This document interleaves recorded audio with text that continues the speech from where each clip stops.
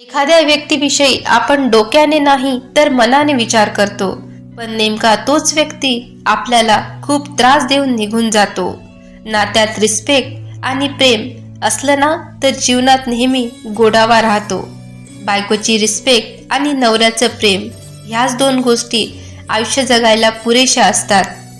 आयुष्यात कमवायचं असेल तर नाव कमवा, कारण पैसा हा नेहमी खतम होतो, परंतु तुमच्या केलेल्या कामामुळे नाव नेहमी अमर राहते.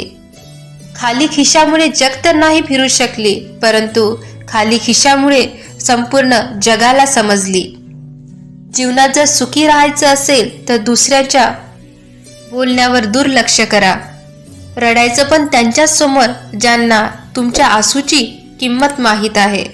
आशीर्वाद त्यांचाच घ्या जे तुम्हाला मनापासून देत असेल, आणि नाती पण त्यांच्याशी ठेवा जे तुमचं नातं टिकून ठेवत असेल. व्यक्ती घर बदलतो, नाती बदलतो, कपडे बदलतो, मित्र बदलतो, परंतु नेहमी तो दुःखीच असतो. असे का? कारण तो स्वतःला कधीच बदलू शकत नाही. म्हणून आधी स्वतःला बदलवा, नंतर जग तुम्हाला आपोआपच सुंदर दिसायला लागेल. दुःख तेच आहे जे लपवल्या जाते, जे दाखवण्यात येते त्याला तर नाटक म्हणतात.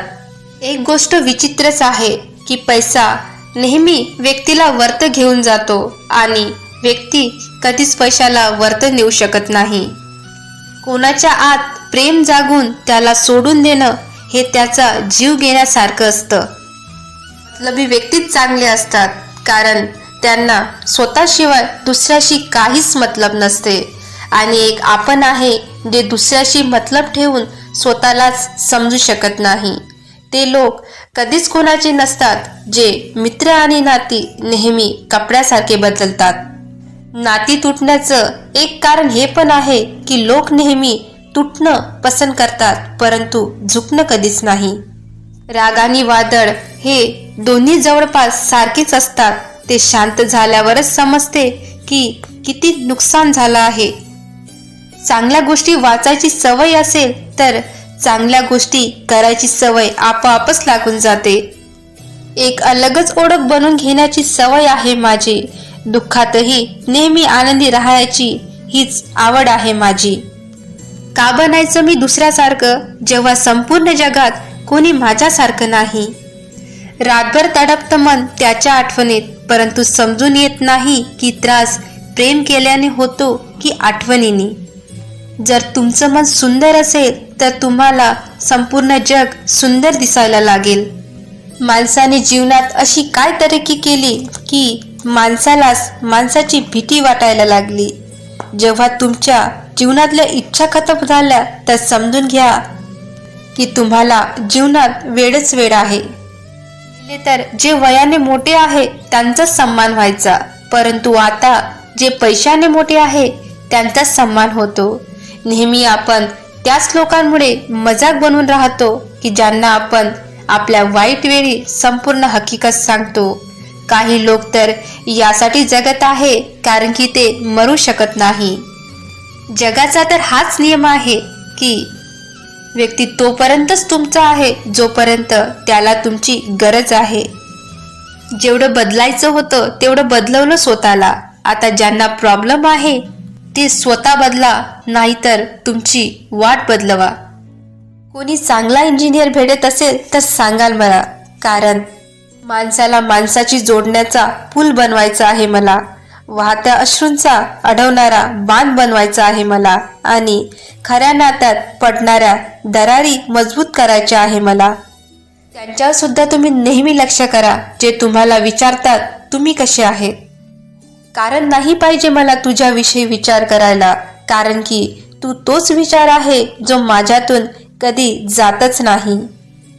जे लोक प्रेमाची कदर करते नेहमी त्याच लोकांना प्रेम रडवतो. जशी उडालेली झोप डोकेदुखी बनते, तसाच तुटलेला विश्वास आयुष्यभराचा त्रास बनतो. वेळ एकसारखी नसते, त्यांना सुद्धा रडावं लागतं जे दुसऱ्याला रडवते. खरं प्रेम ज्यांच्यावर होतो ना त्याची रिस्पेक्ट प्रेमापेक्षाही जास्त केली जाते.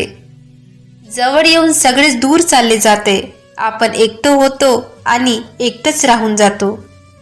मनाचं दुःख कोणाला सांगायचं जर इथे आपल्या जवळचाच व्यक्ती आपल्याला दुःख देऊन निघून जातो. इथे कोणीच कोणाचं नाही, सर्वांना आपल्या फायद्याची बिमारी आहे. हे जग स्वार्थामुळेच चालत आहे.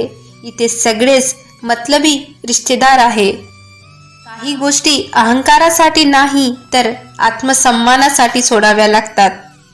नाती तीच सुंदर असतात ज्यात काही दिखावा नसते. आजकालच्या प्रेमाचे काही असे फसाने आहे की लोक जेवढे खोटे बोलतात तेवढंच त्यांच्यात गुंतत जाते. वाईट वेळेत सुद्धा एक चांगली गोष्ट आहे. जेव्हा ही येते ना तेव्हा फालतू लोक आपल्याला गुड बाय म्हणून निघून जातात. वाईट वेळ तर एक दिवस निघून जाईल, परंतु बदललेले लोक नेहमी आठवण राहते. आता काही आशा नाही मला जीवनाशी, बस जसं चाललं आहे तसंच चालू द्या. असेच जर काही तुमचे विचार असतील तर कमेंट बॉक्समध्ये आम्हाला नक्की कळवाल. मला तुमचा वेळ दिल्याबद्दल आणि व्हिडिओ शेवटपर्यंत बघण्याबद्दल खूप खूप धन्यवाद. तुमचा दिवस आनंदी जाओ.